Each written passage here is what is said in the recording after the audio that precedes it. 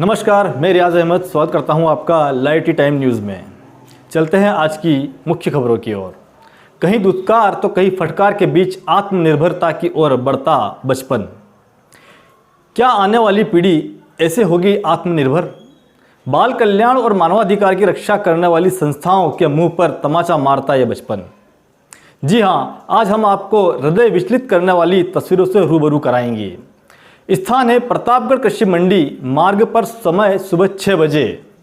गली के सुनेपन को चीरती हुई गहरी नींद से सोए लोगों के कानों में पड़ती सदाएं बरस ही लोगों को अपने दरवाजे खोलने को मजबूर कर देती है।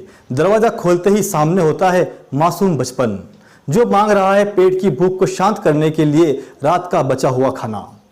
उनकी आवाज में दर्द है, मासूमियत है, तो वहीं माता पिता का भय भी है कि यदि खाली हाथ जाएंगे तो वहां भी उन्हें डांट फटकार और मार ही मिलेगी।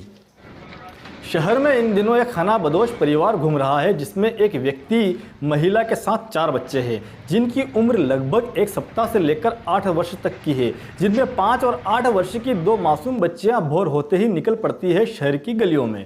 यह वो बचपन है जिसे अभी माता पिता के लाड़ प्यार संस्कार की जरूरत थी, लेकिन ठीक इसके विपरीत ये माता पिता भोर होते ही इन मासूम नन्ही कलियों को मार पीट कर भीख मांगने के लिए भेज देते हैं। रोज रोज की डांट फटकार और पेट की आग को शांत करने के लिए ये मासूम बच्चियां घर घर जाकर भीख मांगकर अपना ही नहीं, अपने हष्ट पुष्ट माता पिता का पेट भर रही है। दूसरी तरफ सरकार बालिका शिक्षा और भ्रूण हत्या आदि पर कानून बना रही है, वहीं ये बालिकाएं इन कानून का माहौल उड़ाती नजर आ रही है। लेकिन सबसे बड़ी हास्यास्पद स्थिति तब उत्पन्न होती है जब मानवाधिकार की बात करने वाली संस्थाएं, बाल कल्याण समिति, मानव तस्करी विरोधी और बाल श्रम के लिए कार्यरत संस्थाओं का ध्यान अब तक इन मासूम की ओर नहीं जा रहा है।